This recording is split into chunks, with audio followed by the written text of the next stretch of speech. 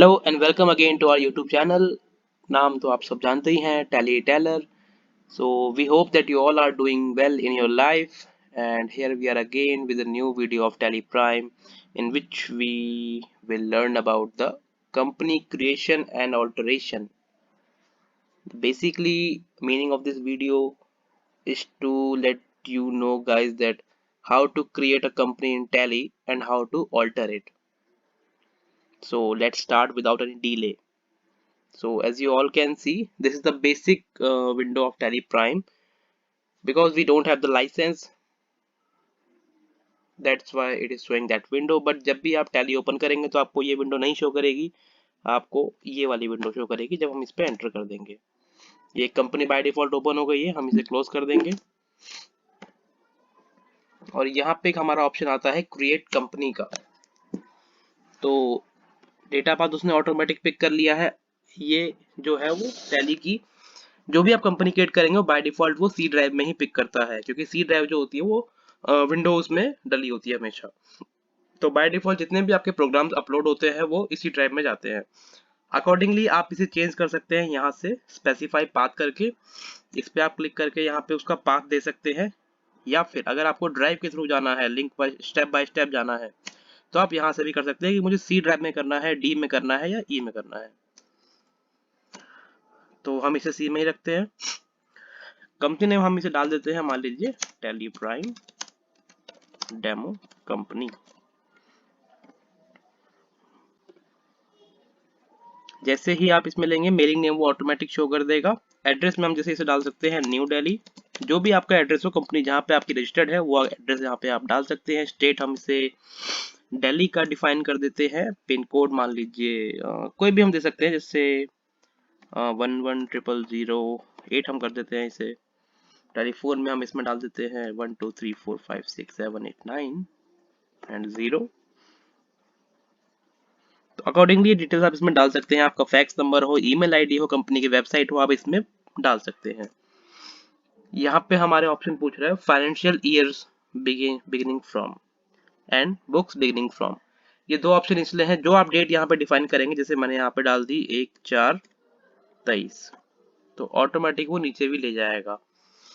अब इस ऑप्शन में दोनों में फर्क क्या है? दोनों में फर्क ये है, टैली आपसे जानना चाह रहा है कि आपका जो फाइनेंशियल ईयर है वो स्टार्ट कब से होता है, क्योंकि बहुत सी ऐसी कंपनीज होती है जिनका फाइनेंशियल ईयर जो होता है वो कैलेंडर ईयर के अकॉर्डिंग भी होता है, जो कि आपकी बाहर की कंपनीज होती है, जिनका अगर आप उनका डेटा मेंटेन करना चाहो टैली में, तो उस केस में आप यहाँ पे अलग डेट डालते हैं और नीचे अलग डेट डालते हैं।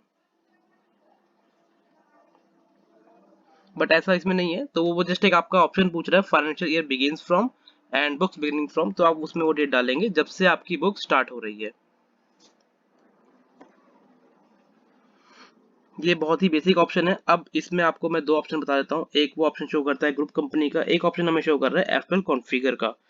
तो इसी विंडो में अगर हमें कुछ और डिटेलिंग करनी हो तो हम यहाँ से कॉन्फ़िगर पे क्लिक करके बाकी ऑप्शन यस कर सकते हैं। कॉन्टैक्ट डिटेल हमें वो दे रहा है, सेट एडिट लॉग दे रहा है। एडिट लॉग का मतलब आप सब जानते होंगे, टैली प्राइम में जो सबसे मेजर फीचर आया था टैली ईआरपी 9 के बाद, वो एडिट लॉग का ही था। एडिट लॉग का मतलब ये होता है कि किसी ने भी अगर टैली में आपके किसी भी यूजर ने कुछ चेंजेस किए हो तो उसकी अगर हमें लॉग चेक करनी है, उसकी लॉग रिपोर्ट हमें चाहिए, क्या चेंजेस हुए हैं, तो हम इस ऑप्शन को यस कर सकते हैं अकॉर्डिंगली नीड्स के हिसाब से। Use Tally Vault password to encrypt company data. Tally Vault password जो इसमें लगाया जाता है वो option by default Tally ERP में आता था, अब यहाँ पे इसे ऑप्शन में दे दिया गया है। यूजर एक्सेस कंट्रोल, आपके जो जितने भी टैली में यूजर्स बना सकते हैं आप अपने अकॉर्डिंग, आपके जितने भी स्टाफ हो उनके लिए, वो ऑप्शन यहाँ से इनेबल होता है। Provide additional base currency detail, आपकी जो बेस करेंसी होती है जो कि रुपीज होती है, अगर आप इंडियन बुक्स के हिसाब से चल रहे हैं तो आप इसको यस करके यहाँ पे डिटेल डाल सकते हैं। ये आपकी थोड़ी सी यहाँ पे डिटेलिंग हो जाती है बस। ये ऑप्शन आपको इसमें कुछ चेंजेस नहीं करने होते हैं, but it depends on the needs basically. So set Tally Vault, इसे आप यस कर सकते हैं अगर आप कंपनी पासवर्ड लगाना चाहते हैं तो।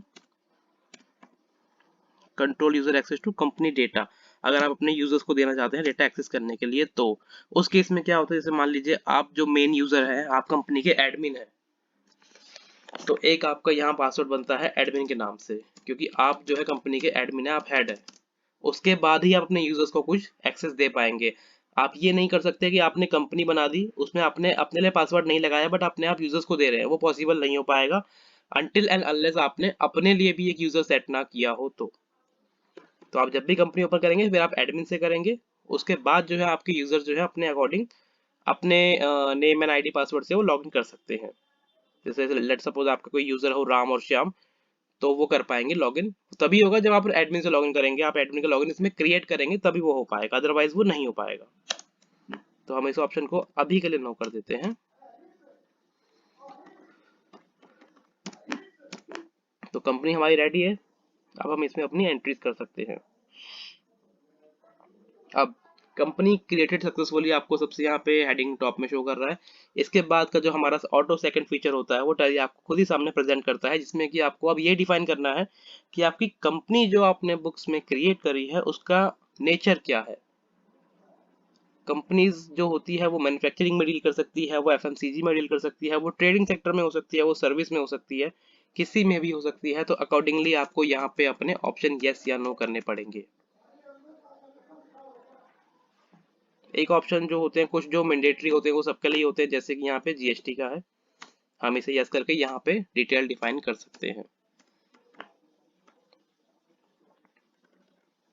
रजिस्ट्रेशन टाइप हमारा शो कर रहा है, एसएससी आप अदर टेरिटरी शो कर रहा है, कब से एप्लीकेबल जीएसटी करना है इस बुक्स में आपको, आपका जीएसटी नंबर, पीरियोडिसिटी कब आप फाइल करेंगे, मंथली या क्वार्टरली, किस में आप फॉल करते हैं, set alter GST rate details, ये ऑप्शन होता है एक टैली में, इसमें जो आप टैक्स डिफाइन कर देंगे वो आपकी पूरी बुक्स पे ही एप्लीकेबल हो जाएगा। मान लीजिए आपकी बुक, आपकी जितनी भी ट्रेडिंग होती है, जो भी आप डील करते हैं वो सिर्फ 18% में होती है, तो आप अगर यहाँ पे 18% डाल देंगे तो आपको 18% डालने की जरूरत नहीं पड़ेगी कहीं पे भी, वो आपका पूरी बुक से ही उठा लेगा। बट क्योंकि आज का जो कंपनीज में जो काम होता है वो मल्टी जीएसटी टैक्स में होता है, तो इस ऑप्शन को नो रखा जाता है। ऐसे ही आपको इसमें एडवांस रिसीट का ऑप्शन दिया गया है।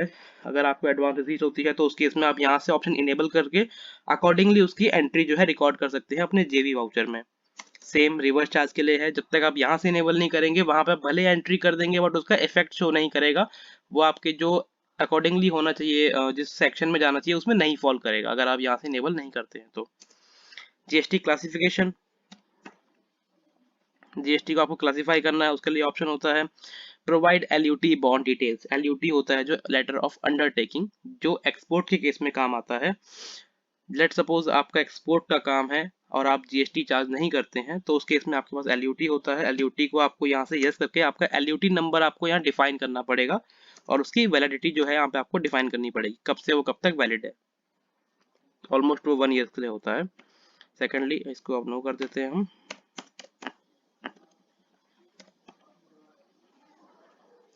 अब ई वे बिल की डिटेल्स वो हमसे पूछ रहा है, क्योंकि अब ई वे बिल एप्लीकेबल हो चुका है, जिसमें भी आप जब डील करते हैं 50,000 से ऊपर तो आपको ई वे बिल उसका जनरेट करना पड़ता है किसी भी सेल्स में। तो अकॉर्डिंगली ये एक्सेप्शन होते हैं कुछ अलग अलग, सब में नहीं भी करना पड़ता, but most of the invoice में आपको करना पड़ता है, तो उसी के लिए ऑप्शन आपको दिए गए हैं। यहाँ पे आप इसको इनेबल या डिसेबल कर सकते हैं अकॉर्डिंगली।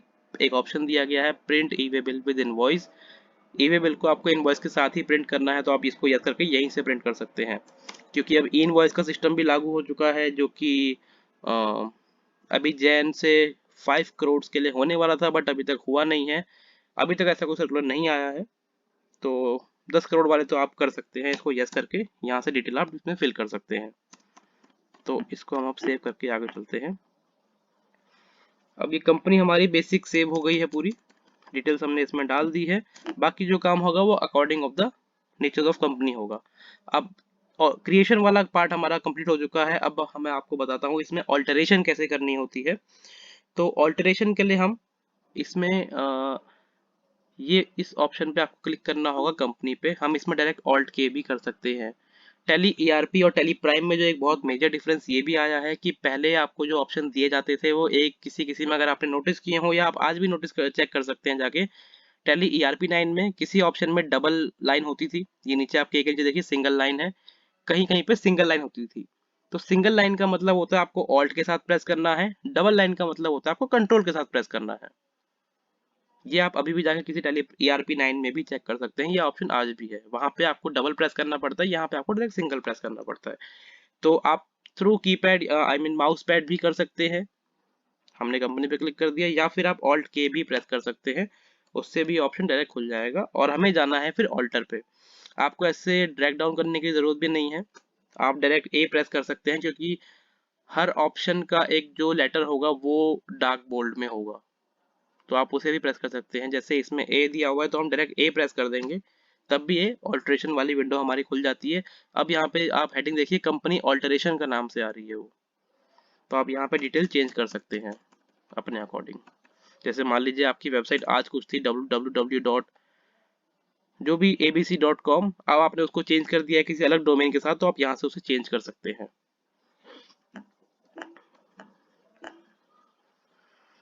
ये थी गाइज हमारी कंपनी क्रिएशन एंड ऑल्ट्रेशन की details.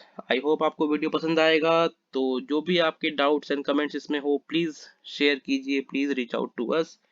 We are ready to help you and serve you. And thank you all. Video अच्छी लगी हो तो लाइक शेयर एंड सब्सक्राइब जरूर कीजिएगा। Thank you guys.